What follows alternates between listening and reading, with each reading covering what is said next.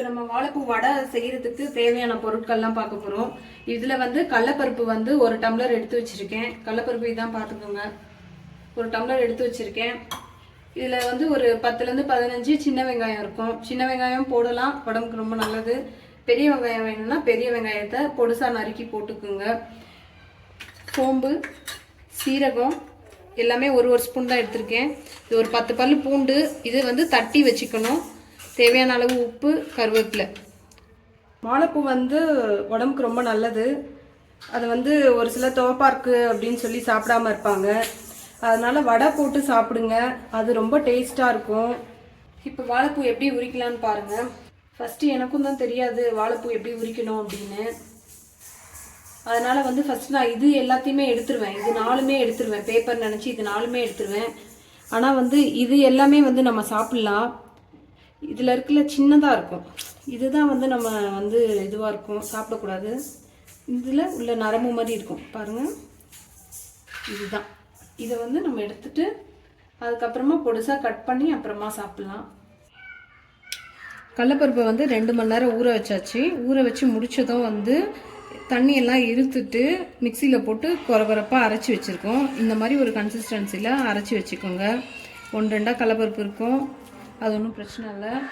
இப்போ வந்து அதில் வந்து வாழைப்பூ வந்து இந்த ஒரு கிண்ணத்தில் எடுத்து வச்சுருக்கேன்ல, இது வாழைப்பூ வடைன்றனால எந்த அளவுக்கு நம்ம வந்து கடலைப்பருப்பு எடுத்தோமோ அதே அளவுக்கு வந்து வாழைப்பூவும் எடுத்துருக்கோம். வாழைப்பூவும் அப்படியே மிக்ஸ் பண்ணிக்கோங்க. வாழைப்பூவை வந்து கட் பண்ணி இப்படி எடுத்திருக்கேன்.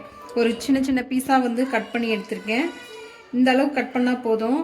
கட் பண்ணி முடிச்சதுக்கப்புறமா இதில் என்னென்ன மிக்ஸ் பண்ணோன்னா, பூண்டு எடுத்தெல்லாம் ஒரு 10 பல்லு பூண்டு, அதை தட்டி வச்சுருக்கேன். அது பச்சை மிளகா தேவையான பொருளை மிஸ் பண்ணிட்டேன் சொல்கிறதுக்கு. ஒரு 2 நம்பர் பச்சை மிளகா வந்து சின்ன சின்னதாக கட் பண்ணி இதில் மிக்ஸ் பண்ணியிருக்கேன். சீரகம் வந்து லேசாக வந்து கசக்கி போடுங்க. கசக்கி போட்டிங்கன்னா நல்லாயிருக்கும். நான் சும்மா உரலில் தட்டி வச்சுருக்கேன். சோம்பும் அதே மாதிரி தான் லேசாக வந்து உரலில் தட்டி வச்சுருக்கேன். கொஞ்சம் கருவேப்பிலை, தேவையான அளவுக்கு கருவேப்பிலையை கட் பண்ணி வச்சுருக்கேன், அதையும் சேர்த்துக்கோங்க. சின்ன வெங்காயத்தை நான் பொடுசாக நறுக்கி வச்சுருக்கேன், அதையும் சேர்த்துக்கிறேன். இப்போ எல்லாமே சேர்த்துட்டேன். இந்த கடலைப்பருப்புலேயே வந்து உப்பு போட்டு அரைச்சி வச்சுட்டேன் இப்போ எல்லாத்தையும் நல்லா மிக்ஸ் பண்ணியாச்சு. இப்படி ரவுண்ட் பண்ணிவிட்டு லேசாக இப்படி பிடிச்சி பாருங்கள், வடை வரும். வந்ததும் அப்படியே எண்ணெயில் போட்டுடலாம். இது வந்து கொஞ்சம் பிடிக்கிறதுக்கு வராமல் இருக்குது, அதனால் வந்து கொஞ்சம் கடல மாவு வந்து ஆட் பண்ணியிருக்கேன். இதில் வந்து வாழைப்பூ வெங்காயம் எல்லாம் எக்ஸ்ட்ரா சேர்த்தனால அது பிடிக்க கொஞ்சம் வராமல் இருக்குது.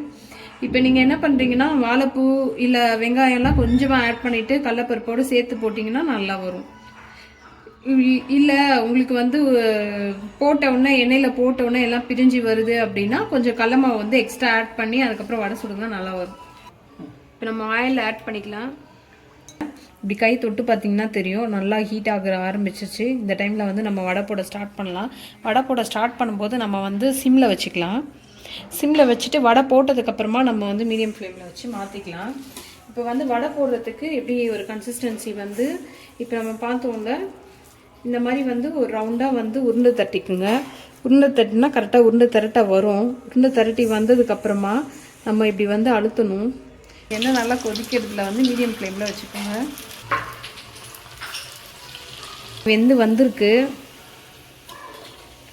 இன்னும் கொஞ்சம் ப்ரௌன் ஆகிற வரைக்கும் பார்த்துட்டு அதுக்கப்புறமா வடையை எடுத்துடலாம். இந்த மாதிரி ஸ்டேஜில் வந்து நம்ம வாழைப்பூ வடை வந்து ரெடி ஆயிடுச்சு. இப்போ நம்ம வடையை எடுத்துடலாம். வாழைப்பூ வடை பிடிக்காதவங்களுக்கு கூட இதெல்லாம் பிடிக்கும். வாழைப்பூவே சாப்பிட பிடிக்கலனாலும் வாழைப்பூ வடையாக சாப்பிடும்போது அந்த வாழைப்பூவோட டேஸ்ட் வந்து இதில் தெரியாது, அந்த துவர்ப்பு தன்மை வந்து இதில் தெரியாது.